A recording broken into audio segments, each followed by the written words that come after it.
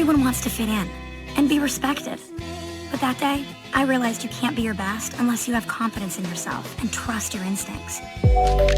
Does not kill us makes us stronger. I just wanted her to be happy. Who is that, Shawnee?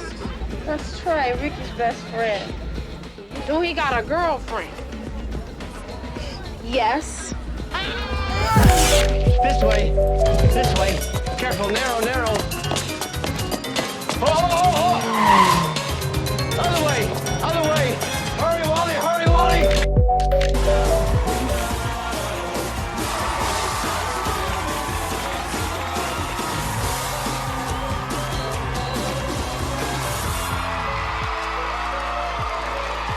We're adding new titles every day to our awesome collection of blockbuster movies. Download the app and subscribe. This isn't just a streaming channel. This is a bold new world of entertainment. Arise Play. Beyond streaming. Presenting the winner of the Movie Box and Indie View Festival Lagos Short Films Competition for April 2022.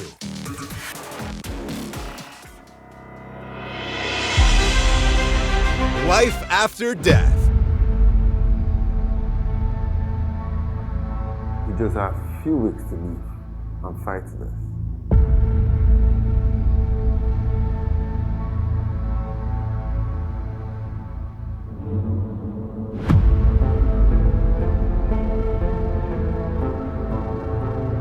Now your son's situation has gotten really critical.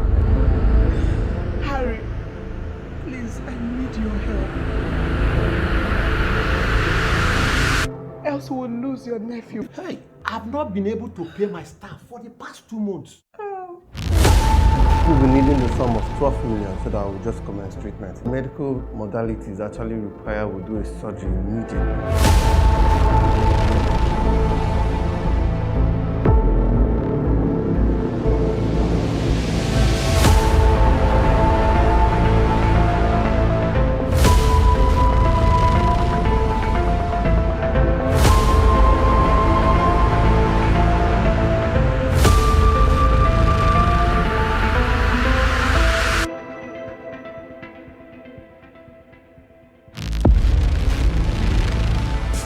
Stream this and other winning short films exclusively on Arise Play. Do you think your short film can compete and win at the Movie Box and Indie View Festival Lagos? Then what are you waiting for? It's not too late, as winners are shortlisted every month. Visit @Arise Play and @IndieView Lagos on Instagram for more information on how to submit your entry. Get on the path to fame with the exclusive Indie View and Arise Play Movie Box partnership. Arise Play. Beyond streaming.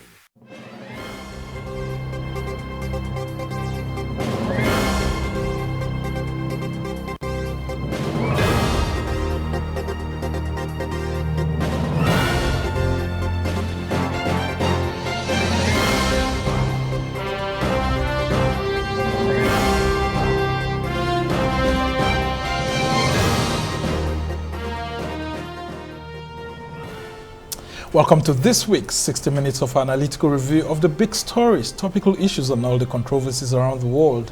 I'm Somna Sambu, and we move on to our headlines now. Aftermath of the presidential primaries of the All Progressives Congress, Bola Tinubu embarks on reconciliation and begins consultations for a running mate. As the Christian Association of Nigeria warns political parties against Muslim or Christian tickets, we have analysis. And Ondo State Governor Rotimi Akeredolu disagrees with the federal government that ISWAP is responsible for the Owo killings amidst global condemnation of the church killings. And Britain's government overcomes a legal challenge to its controversial policy to begin deporting asylum seekers to Rwanda as a UK High Court dismisses campaigners' injunction to stop the process. We have analysis.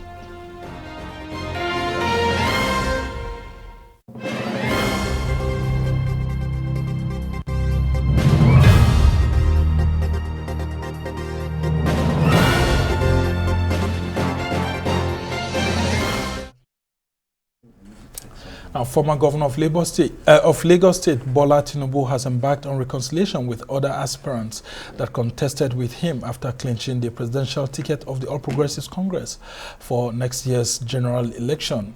But how was the APC presidential primary won and lost, and how did he win with such a landslide, despite all that was said by analysts? The APC Special Convention was a night of long knives with political horse trading and then brinksmanship on display. Before his emergence, Bola Tinubu had left no one in doubt that he was going for the jugular to get the APC ticket, having been the de facto national leader of the party. But other aspirants like Vice President Yemi Osinbajo, Rotimi Amaechi, and Ahmad Lawan laid in wait for him in their bid to give him a hot chase. But despite their combined efforts, he garnered more than 50% of the entire delegates' votes, triumphing with a wide margin contrary to what political analysts had predicted. And with Tinubu grabbing the APC ticket, attention has now shifted to the three main contenders in the race: Atiku Abubakar of the PDP, Peter Obi of Labour Party, and of course Bola Tinubu of the APC. And some would even add Rabi Musa Kwankwaso of the NNPP. Now the race is on for them to select their running mates. Now the choice of running mate is looking like a hard nut to crack for these contenders, as none of them have been able to name their running mates yet. Now the Christian Association of Nigeria, CAN, has now forewarned all the candidates not to dream of either a Christian ticket or Muslim ticket. But after a tough race, how is the reconciliation efforts being embarked upon by Tinubu being received, and who will be his likely running mate, since this is the ruling party? We'll have analysis on all of this. Awoken into a great joy of acceptability, blessing, and oneness for the sake of our country. All APC family members should celebrate in a limited manner. We just begin hard work. The work ahead to win the victory for our party is a hard one, and we will win. We all want a Nigeria that is safe and secure. We want a Nigeria that is run transparently and honestly. We want a Nigeria where there is a future, where people can dream of a real future. In every fight, you lose some battles. We went to the convention. The results show us clearly that we lost. But it's only a battle. It's not the war. It's one battle. It's not the war.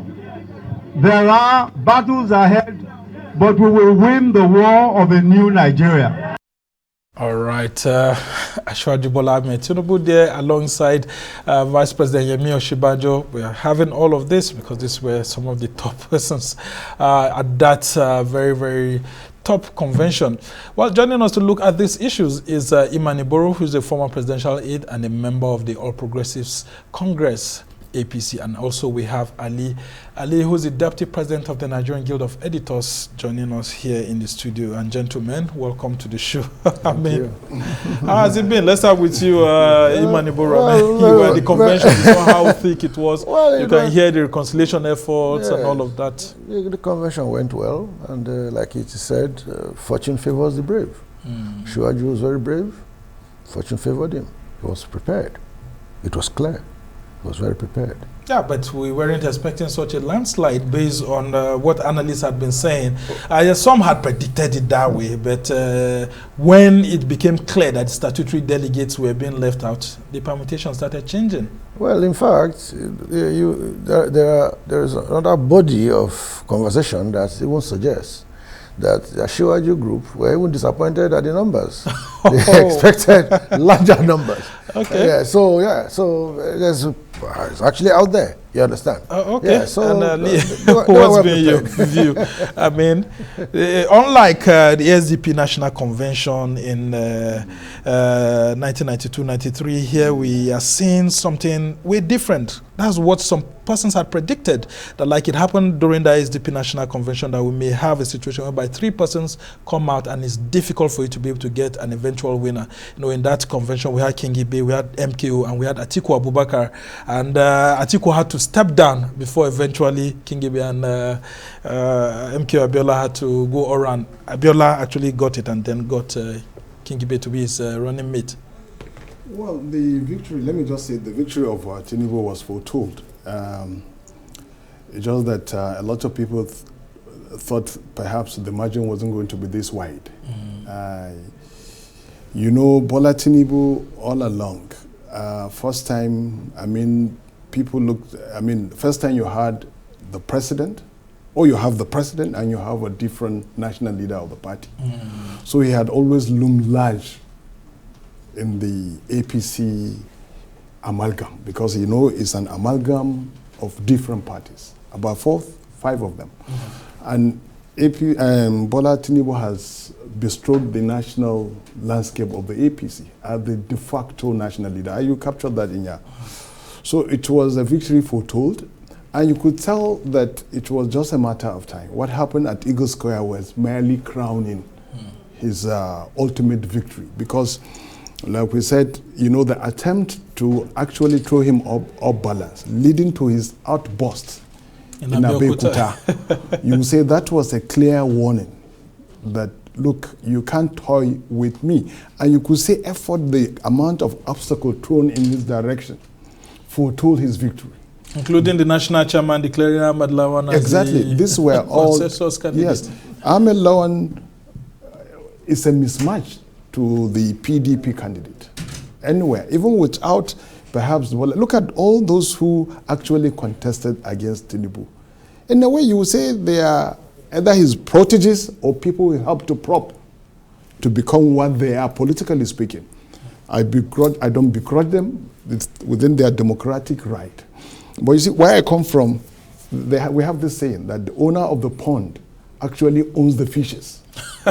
So what I'm saying is that Bola Tinubu, in APC, and indeed the whole national political landscape, is a force that can't be wished away. And the more obstacle thrown in his way, the more he was determined. In fact, he was so cocksure of victory. That's why I was slightly taken aback when he said he wasn't sure I was going to win. When Atiku emerged as the flag bearer of the PDP, against all odds, Atiku, like Tinubu, emerged because he is a dogged fighter, just like Asuwaju Bola Tinubu. And that's why the incoming election is going to be a clear two-horse trading, like one newspaper captured it. Of course, the others are there, but you see, some of them really, let me be very uncharitable here. They are clearly in national politics, they are upstarts. They have not navigated. You see, what we have now between Tinubu, I'm sure we're going to get to that, and Atiku, here is a godfather. And here is a main player who has faced the electorate twice. He has been on the ballot twice. This is the 3rd term. Bola Tinubu merely helped to crown past king. He's being a kingmaker. Now he's coming into the fray. So his victory really did not come as a surprise. What came even as a surprise is the walloping he gave the number 2 and number 3 citizens. Well, let's talk about the northern governors and the role they played. Some have described it as a master stroke that actually helped Tinubu to land safely. Let's talk about that, Imaniboro. Well, Tinubu actually showed who was in control of the party. The governors are the people who are actually the owners of the party, whether you like it or not. Because these people, the structures are within their own domains. And Tinubu has been able to win over these people over a course of time. Yeah, but how come he was unable to win over the southern governors? Because Nigerians are confused. Shouldn't it have been the southern governors that were doing what the northern governors did for Tinubu? Oh no, well, look at it this way. I don't think he failed to win the southern governors. No, that would be a good way to put it. At the point we were at, the northern governors had a vital role to play, far more than their southern counterparts. And they played it to the hilt, and they played it well, and they delivered. So he did well, I mean, to have worked with the governors from beginning. And the man is a team player. Look at his history, look at his trajectory. He's somebody who knows how to assemble teams. He knows how to work with people. He knows how to repose confidence in people and make those people repose confidence in him. Remember what they used to say of IBB those days? Some of his colonels and generals said that they would go to war with IBB blindfolded. It's a matter of leadership. Look at, even, he has released a 7-point agenda. And the first thing on the agenda is leadership.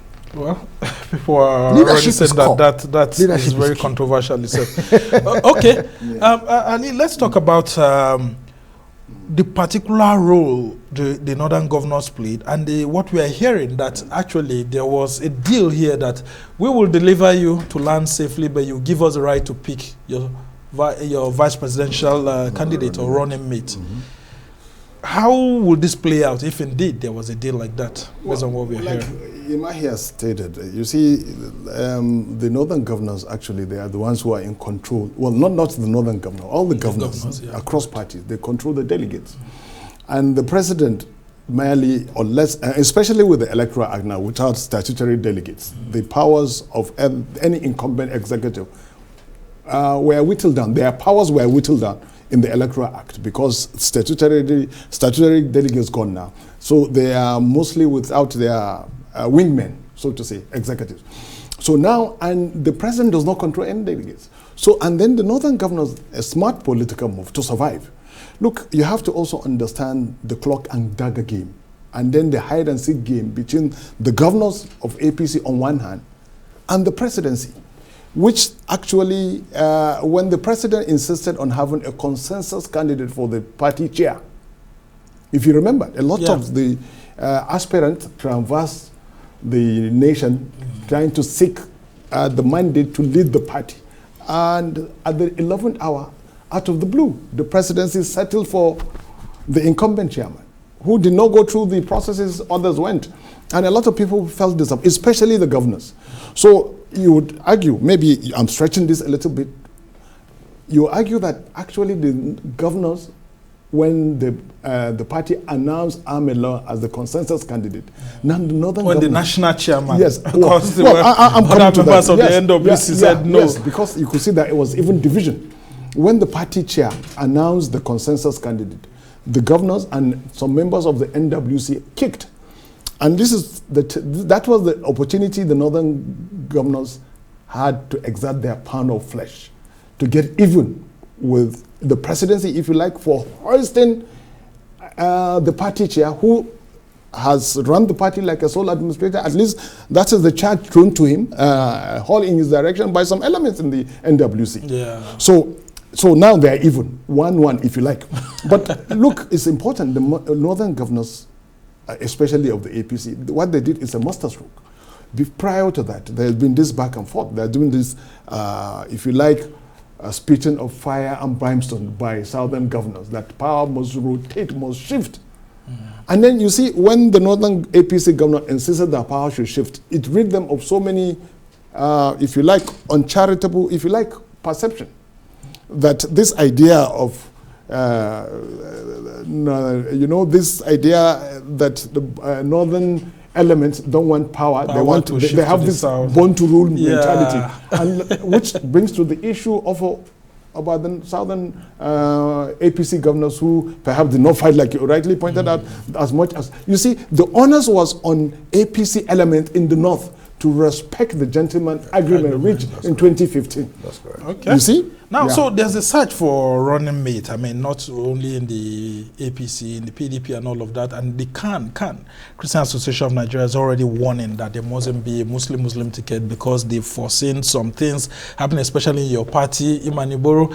How are you taking it, you in the APC? Because there are these projections that Tinubu, if he wants to win this election, just has to get someone from the north, and specifically from what we are doing from our research at Arise News, as we are looking at the permutations going on, it looks like it may be between the northeast strongly or the northwest, because of course the north central already has a national chairman. That's correct.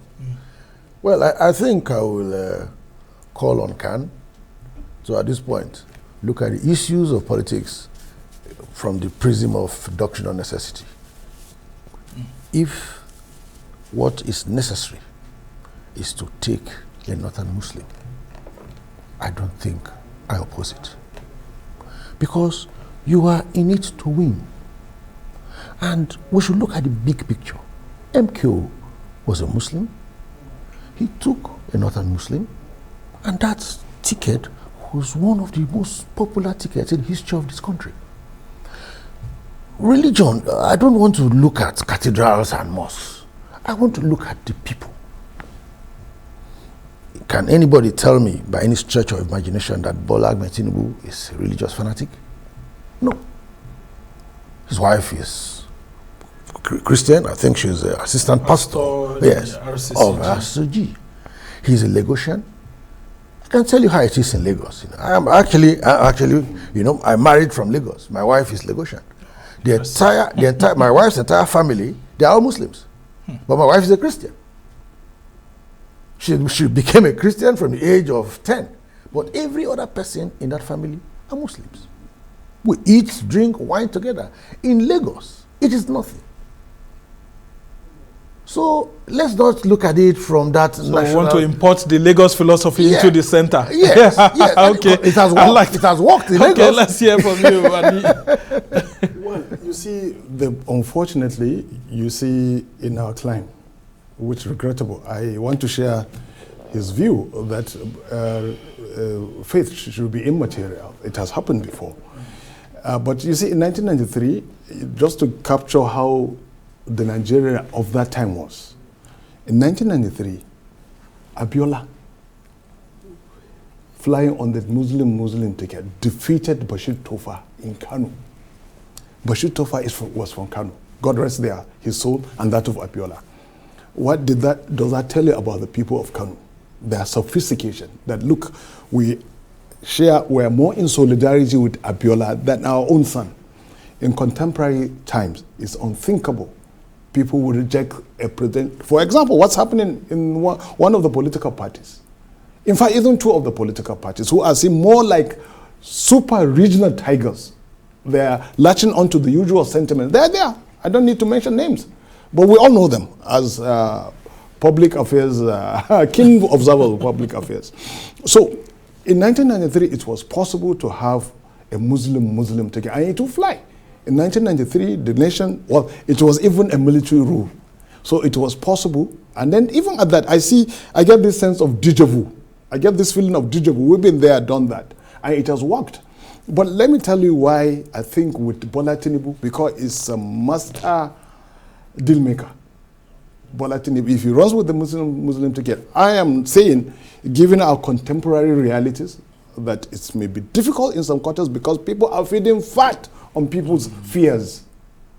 It may not be real. I have seen a lot of, like he mentioned, I have friends across the Niger. I've seen people from because Khan is also saying that for like Peter Obi too, he shouldn't think of having a Christian ticket, because I mean that may look like it's appealing, because all he has to do is to look for a northerner who is a Christian and then pair together, and it happened. But Awolowo tried that in 1979, and we all know how it ended. So, but if that is the case, what do we do? I don't know. You see, I also want us to look at this, just like what happened in PDP. See, politicians at crunch time, they look at numbers. They don't look at faces. At crunch time, they look at numbers. That was how Buhari became president in 2015. That's correct. When they look at the man, his electoral assets, his votes, he was posting consistently 10, 11 million votes. So they said, look, Buhari wasn't popular. Even Tinubu at a point did not really feel comfortable with Buhari, but he looked at the numbers. And then they said, look, well, this is a bankable project. So at crunch time, this is but really, in contemporary Nigeria, because people are feeding fat. Okay, in the southeast, for example, there are people, same faith, but then because of different denominations, people are campaigning against that. Right? I think the point we're at now, we should look at the personalities involved. In choosing his running mate, for instance, Tinubu must be careful about the person Exactly. You see, you must have a track record. You must have a certain kind of trajectory in public perception that can make the public trust you. What if you are bringing in the monies? Because, I mean, when you're choosing a running mate, you have to look at two factors. Is it bringing the votes or is it bringing the monies? There are credible people up north that have strength of character, have positive public perception, but who can also bring the votes. But I'm sure Tinubu knows what to do. He's very experienced. Okay. He knows what to do. But, gentlemen, let's look at it. If, for example, this works out, can there be a concession that, okay, if Tinubu is going to have a running mate that's a Muslim, for example, that if he wins, I'm just saying that peradventure he wins, that he will give the Senate presidency and then the speaker to those from the other faith, whether Christians or, I mean, traditional religion, because we are always not talking about them too. Can we say that the speaker and the Senate president and the speaker can go to the other faith because the president and vice president are of the same faith? What's wrong with that? I mean, for the sake of national cohesion, Of course. why not? Why not? And that's why I say, look, Tinubu is a master deal maker. These are sensitivities you should be mindful of. And for the optics even, what is even wrong? Look, we've had that instance in the past. For example, we've had, well, it was a diarchy, if you like. I mean, even under Obasanjo. Exactly. We've had a situation whereby... Yes, but even look at it way back in 1979, under Shagari, we have the Speaker of the House, who was he was even from a different party. Yes. When they struck the deal between MPN and MPP. Yes. And then we have the Senate President, who was also... Joseph Wayas. Joseph Wayas also from different faiths. But what do you have then? You have the President and the Vice President. I mean, Alex Ekweme, who lost an electoral election in Anambra State, he was brought in to balance the ticket. You understand? He was a Christian. Number 2 was Christian. Number 3 was Christian. Number 4 was Christian. So you see, but look, that was 1979 when Nigeria was relatively innocent. And in 1979, just like in 1993, there was no social media in the mix. In social media space now, if you go there, the kind of malice going on there, the kind of misrepresentation, the kind of generous mix-up in fact and fiction. Sometimes it's alarming, but then you can, who are even the consumers of social media? Okay, now, let's look at Atiku Abubakar of the PDP now, and then maybe a Peter Obi. What are their chances when it comes to picking their running mates? Do you foresee an Atiku making a huge capital out of the dilemma that Tinubu has found himself in the APC? well, in the first place, I do not think that Tinubu is confronted with a very major dilemma. Okay. His decision will be based on what is politically expedient. Because in the first place, you are in it to win. And if you are going to win, you are going to pick somebody who will complement you in terms of votes so that you can win. If you go and pick the bishop from the north and you lose the election, so what did you achieve? So he will take a decision that is expedient, a decision that is practical. And I want everybody to look at it from the perspective that, look, this is going to be like a doctrine of necessity. And you didn't talk about, what's it called, Atiku Abubakar. Atiku, I just want you to... Yes, in terms of PDP, I learned he wants to pick somebody from the South-South. Yes, that's what we're So he's going to look at who can give him votes in the South-South. Somebody he can trust, somebody he knows can give him votes. And I think if I were to choose for him, a Wike will probably be his best bet. Well, would you want to choose a very strong deputy for... because there will always be fears. I mean, when you're choosing your running mate, despite all this thing that we say, they want someone who's a bit weak politically so that they can ride roughshod over the person. No, Sumner, you are not correct. I worked in the villa before. I was special advisor to the president. I know how the presidency is structured. But you also know how Obasanjo was afraid of an Atiku. It was after what happened between him and Atiku that the presidency was restructured. That led to the present structure of the presidency. And that structure, you cannot have a powerful vice president. Okay, very quickly, what will you say to a Peter Obi who is also faced with the choice of choosing maybe a northern Christian, but Khan is saying now that he has to choose a Muslim from the north? Well, the thing is, I think that's a very tough nut for Obi to crack. especially coming up to this moment, Obi, very brilliant on paper, but his politics, he needs to fine-tune it. And I don't see him, well, there could always be someone who is prepared to be called, at least once in his life, he was a running mate.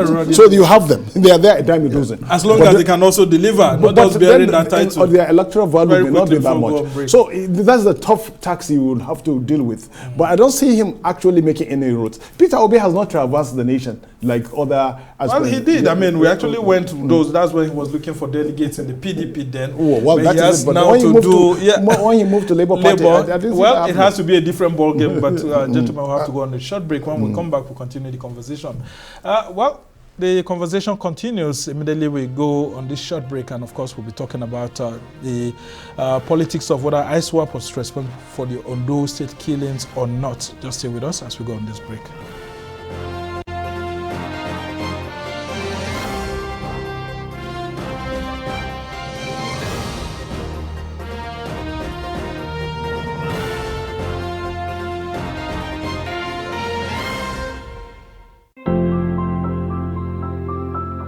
When we wanted to move faster and see more of the world, we found a way.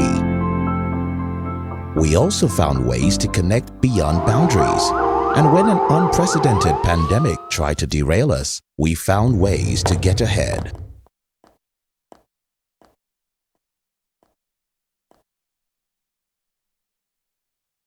Are we ready? Ready.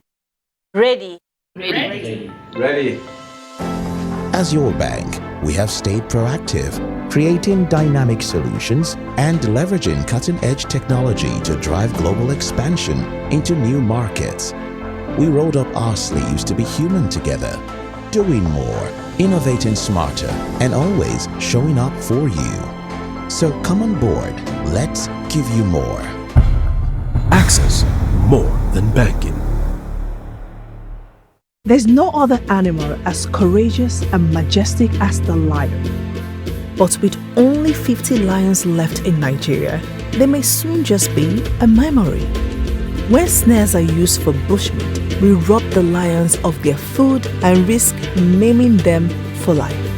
So please say no to illegal bushmeat and help protect the lions. Keep them wild and keep us safe.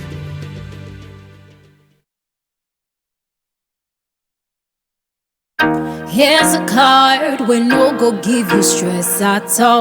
Zero waiting, zero queue. First Banky Petra card. Here's a card we no go give you wahala. Zero trouble now for you. First Banky Petra.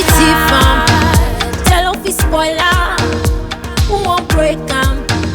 Where you want say now only you get them. Nothing fit do one. Sharp, sharp payment not the way. Swipe they go, you know the way. Veteran card with the sweet body. Veteran card we know the shape person. We put you first again. First Banky Veteran card we put you first again. Generate your virtual card we put you first again. First Banky Veteran card we put you first again. Just generate your virtual card.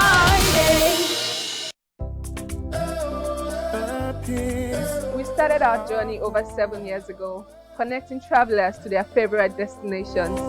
Since then, we've revolutionized how we want our passengers to feel while flying. That is why we've introduced our brand new Embraer 195E2 aircraft. Everyone has a face they need to see. We're on a mission to add new destinations to our ever-increasing fleet. Our Boeing 777 will take you on an international journey. Mumbai, Guangzhou, London, Johannesburg. And now, APC is adding a new destination, Dubai. If you're gonna fly, then you should fly with us on AirPeace flies you from all our domestic routes to Dubai from Lagos at no additional cost.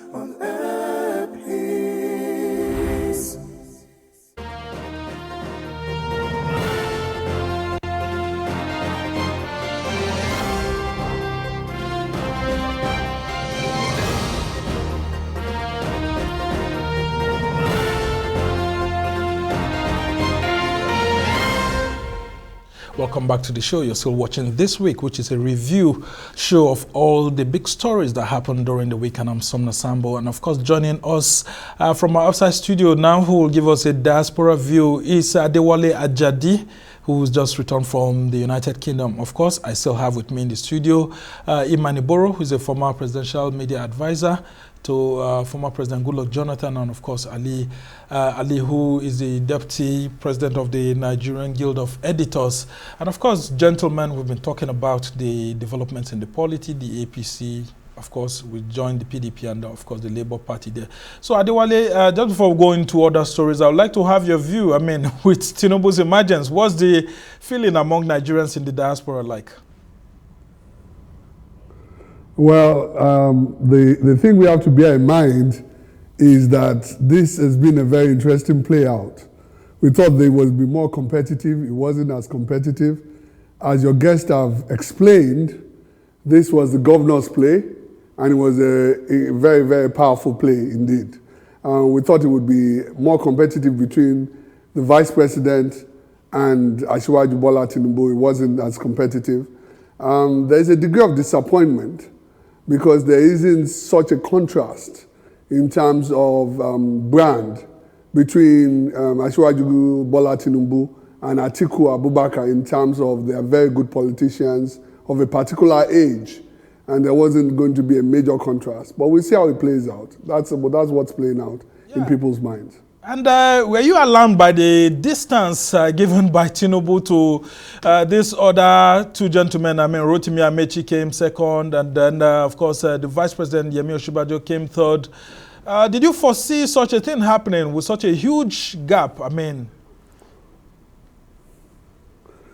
Well, I didn't, personally. But I also know that the APC is not really anything different from any other political party.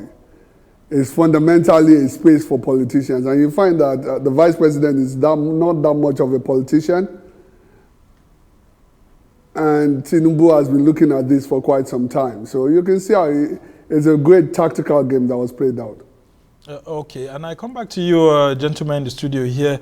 Ali, did you foresee this huge gap that Tinubu gave to the vice president? For example, him coming third. A lot of analysts had predicted that vice president, if he doesn't win, will come second at least. But here we were being steered with a third position for Osinbajo. Well, I anticipated that the margin could be even higher than that because, see, Tinubu actually came prepared for this battle. He came prepared and he wanted to make a statement. You see, before the actual convention, I had thought that there was some kind of strategy between Tinubu and the vice president, that actually at the 11th hour he was going to step down. We've seen that happening. But when he stayed put, then that's when I knew that he was going to be given, if you like, a trouncing, a really trouncing. So it wasn't surprising. Look, in 2014, 2015 actually, around that time when the APC had its primaries in Lagos, a lot of people didn't give Buhari that much of a chance.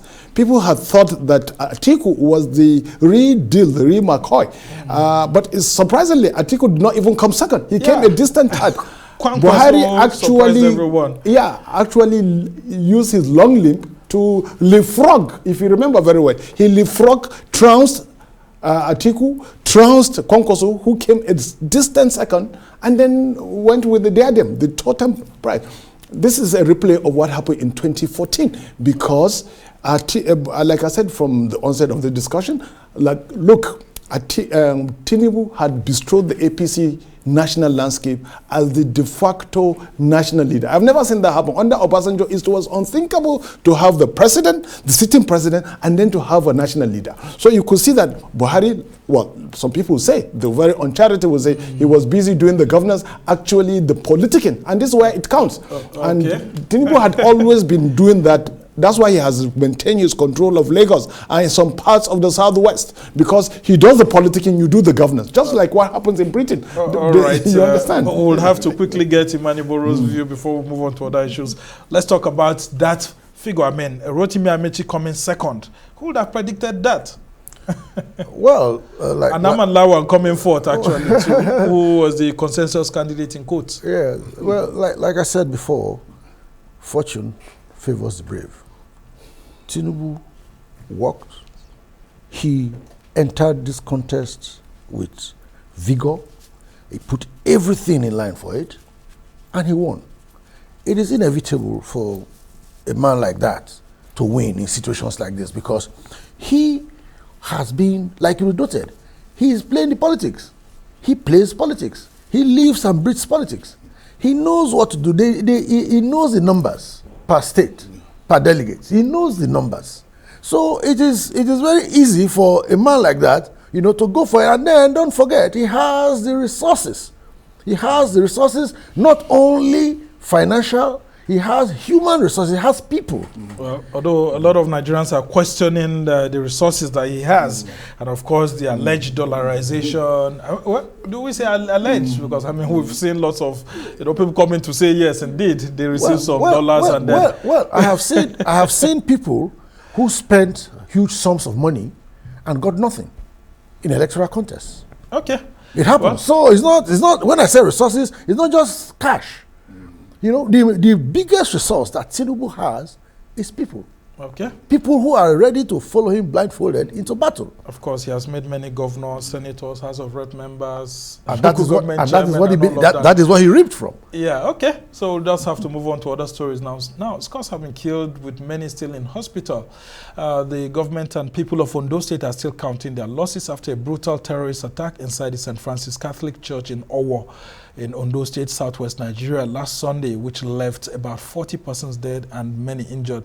And the attack has received global condemnation, including from Pope Francis.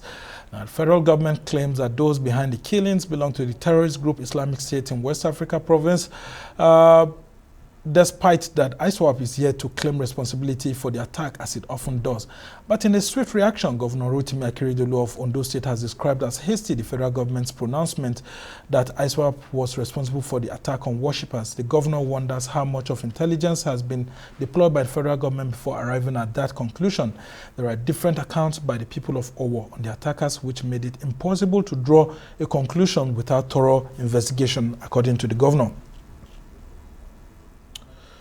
Well, I'll come to you, Adewale Ajadi. What do you make of Akeredolu's statement that the federal government was too hasty on that particular sad scenario? I've rarely ever agreed with Governor Akeredolu, but in this case, I think he's right. I think anything we think about, it's too early. I think when you look at the facts that have been shared with us, the kind of operation that was involved requires a proper preparation for this attack. So you had bombs being thrown, you had guns being used. You don't just stumble into that kind of action. ISWAP does not have prior operation in Ondo State. So they have to know the land, they have to know how to access the different doors, they have to know how the services are held. There's so many things. So I think we should wait for greater investigation to occur before we conclude who did this. And Ali, I will come to you. What do you make of that submission by the Minister of Internal,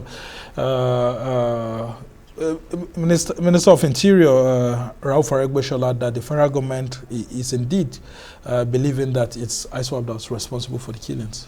Well, he must have his information. Perhaps the federal government has had its information. But you see, like some people pointed out, it's a bit hasty to conclude.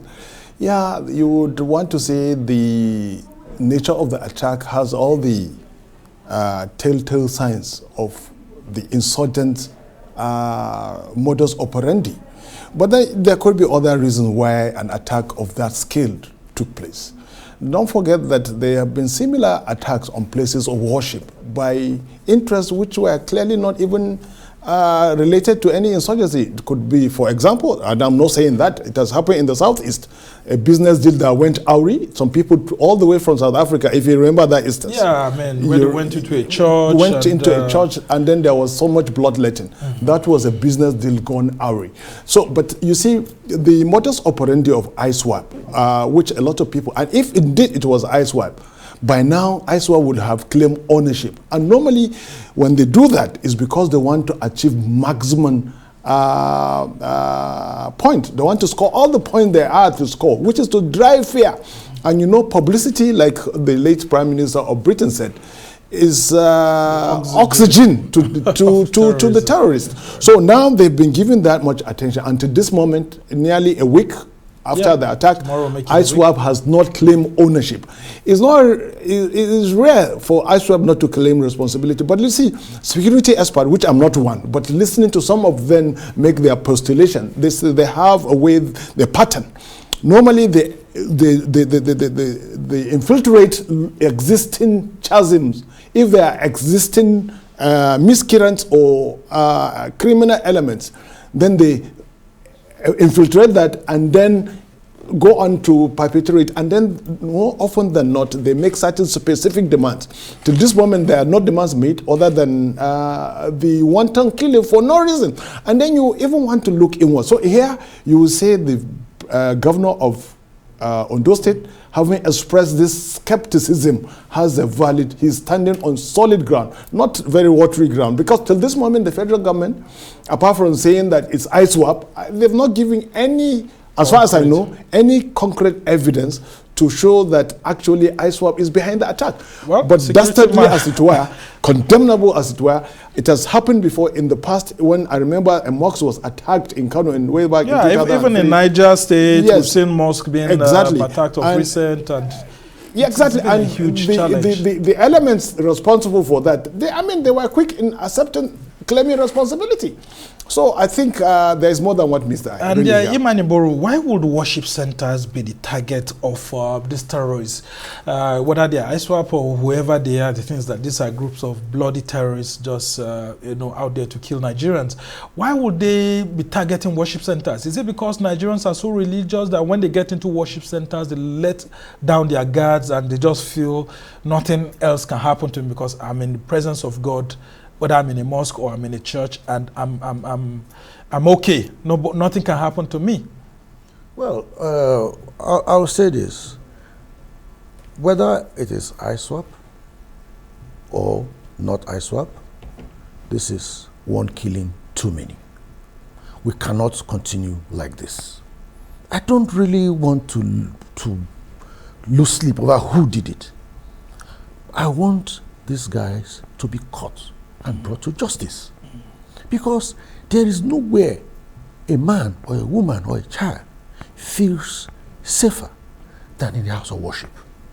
A man who is in a church or in a mosque is before his maker and he's at peace with himself at that point. If you go and attack such a man, you commit a mortal sin, not only against man, but against God. And it is evil in the extreme. And so I don't want to lose sleep over who did it. I was alarmed when they say ISWAP. Excellent. ISWAP, good. So it tells you that if ISWAP has penetrated Owo, deep down in southwest Nigeria, Owo is a very large town. Yoruba towns are very large. But it's a little bit of semi-rural. What will ISWAP be looking for in Owo of all places? Okay. So we need to get to the bottom of these things. We need to make sure these things stop happening. We have lost too many innocent people. Too many lives have been lost. Too much blood has been shed. Enough is simply enough. That's my just hope that the federal government will do enough. Just quickly before we go to the issue of the UK government, Adewale, do you have any specific steps that Nigerians can take to also protect themselves when they're in worship centers so that they don't lose guard because they are in the presence of God? Well, it's a very challenging thing for them to do. Because if you ask people to arm themselves and protect themselves, then you are allowing fear into the place of God, and that's the negation of God itself. So what we need to do is get the authorities to give cover to those places of worship, to have early warning systems that we can pick up if there's anything, and for strangers to be allowed to identify themselves, and people hanging around identify themselves, new people in the church or in the mosque to sign in and things like that. Okay. Now, we'll move on to other stories. The very last one. The UK government has overcome a legal challenge to its controversial policy to begin deporting asylum seekers to Rwanda, as a high court has dismissed campaigners' attempts to win an injunction and said the first flight could leave on Tuesday. Now, charities and a trade union had launched a challenge earlier in the week against the government's plan to send asylum seekers to the East African nation. Now, Judge Jonathan Swift on Friday refused to block the removal of Iraqi and Syrian asylum seekers and denied an injunction to bar the first flight to Rwanda next week. The decision is a victory for Prime Minister Boris Johnson days after he faced the threat of being removed by some of his lawmakers. He has said that the plan would undermine people smuggling networks and stem the flow of migrants risking their lives by crossing the English Channel in small boats from Europe. And I get back to you again, Adewale. What do you make of this controversial policy and its effect? Well, well, let me be blunt. It's a racist policy. Whether it's intended to be racist or not, it is a racist policy. Because think about it. At the same time as you are asking Syrian and other refugees to go to Rwanda, you are creating a system for Ukrainian refugees to be catered for in the UK.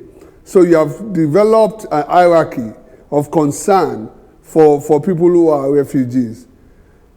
But this is politics. This is plain politics to people in the UK who are concerned about people who are brown and black or swamping their population. I mean, this is not a new thing. And there's a certain element of the Conservative Party that this plays to.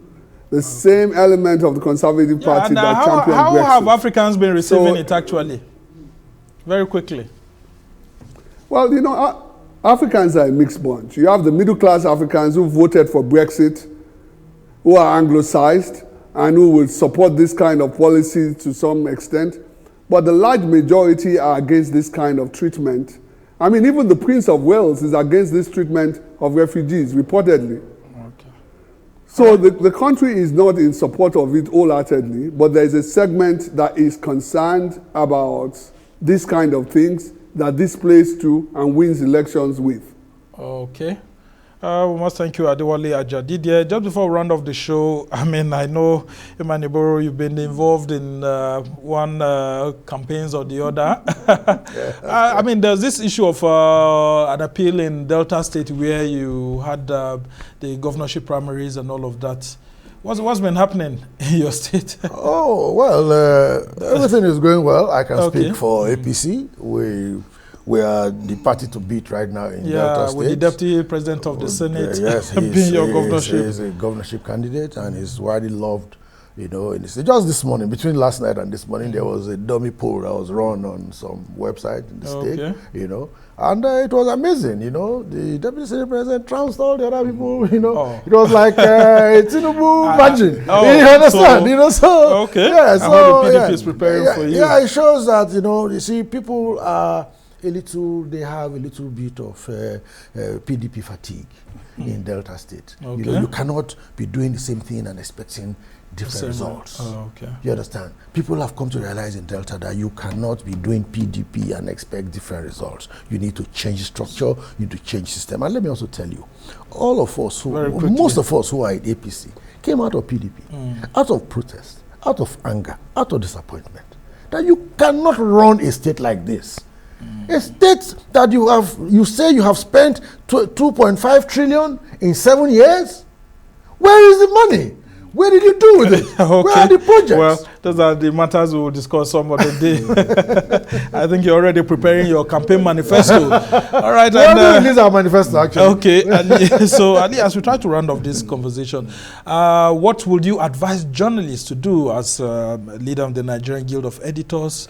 Because the campaign season will soon start, and of course we hear all sorts of things. How should journalists play a critical role during this period of providing clear information to Nigerians? I think this, well, you see the journalists, we have a code of ethics. We have to respect that for us to be respected and to be also to be seen as impartial arbiters, as conveyors of what is the truth. So journalists should respect the ethics of the profession. But let me just expand this a little further to media ownership, because most media ownership nationwide, they are also partisan, they are politicians, they own the medium, and of course until the rise of citizen journalism.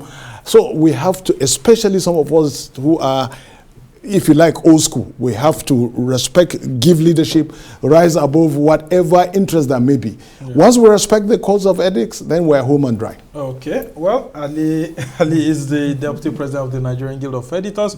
We have to actually ask him to say this because the primary election season is over. It's now time for the real deal. And of course, we have about 16 presidential candidates who will be telling lots of Nigerians different things. We must thank you for being on the show. And of course, Imani Boro is a former presidential media advisor. He's been joining us, and he's also been a spokesman of the All Progressives Congress, especially in the Delta State.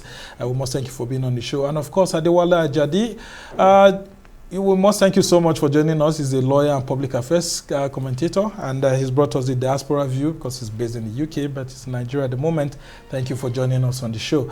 Well, that's how it's been on the show today. Many thanks to all of you for joining us on behalf of our team in Lagos, London, and here in Abuja. My name is Somna Sambo. See you next week.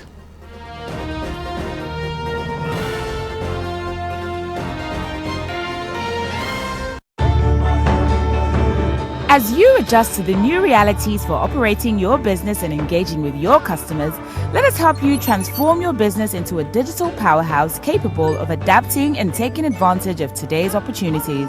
With our best-in-class array of digital solutions, you can conduct your business, receive payments from your customers, and perform transactions quickly, safely, and conveniently, because we've got you covered with the right people, technology, and service offerings.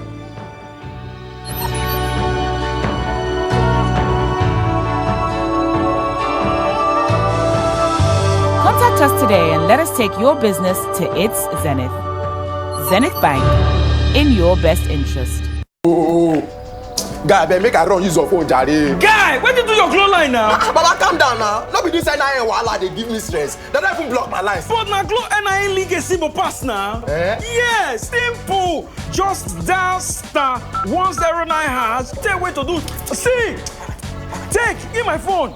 What if I don't get NIN before? Simple. Just go any glow word now. Once you go get your NIN, yes. Guy, I get plenty guys who don't link their NIN. Until now, their phone still they block. Tell them when they go any glow word now. Once they go block their line. Yes, now. No, I'll make I use your own phone for now. I go start my own later. Guy, talk plenty talk. You know, so when I link my line, Glow dash me plenty bonus. Yes, now. And when you link your own line, Glow will dash you up to 20,000 naira bonus. 20,000? Yes, so 20,000 naira bonus. Yo, fam, take your phone.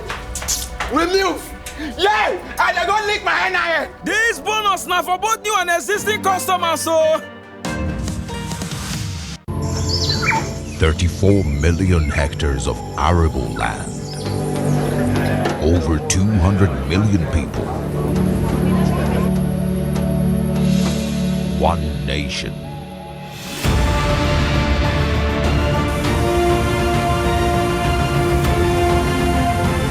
Home to Africa's fertilizer company.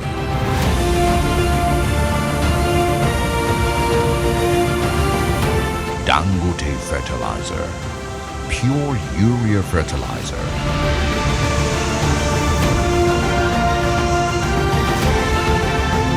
With one single-minded passion to feed Nigeria.